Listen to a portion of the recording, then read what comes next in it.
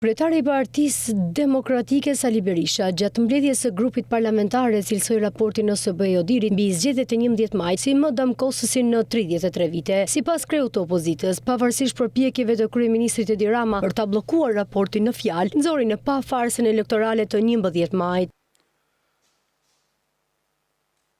Është në dignitetin e atyre vëzhguesve dhe drejtuesve të tyre, që jo vetëm nuk ndryshuan asnjë pikë dhe asnjë presje nga raporti paraprak, por në një seri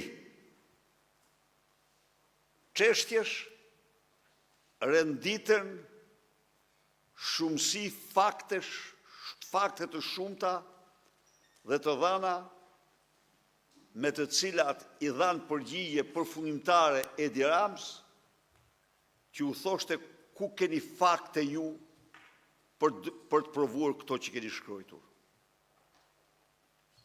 Ai që ka sy të lexoj, le të lexoj. Në faqet të tëra rrjeshtohen e gjithë batërdia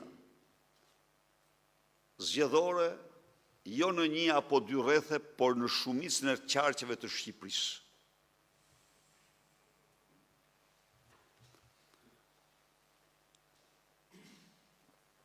E vërteta është se në 33 vite, ky raporti më damkosës i farsës elektorale për farsën elektorale të Edi Ramës. Asnjë raport tjetër nuk ka patur për masat e denoncimit të farsës si raporti i zgjedhjeve të 11 majit. Më pas, Berisha bëri thirrje për protesta masive dhe tha se është radha jon të flasim dhe të themi fjalën në të gjithë botën. Opozita shqiptare duhet të ngrihet në protestat më të fuqishme ndonjëherë që ka njohur historia e vendit në vitet 90 me qëllimin solemn për sublimin votën për qytetarët shqiptar.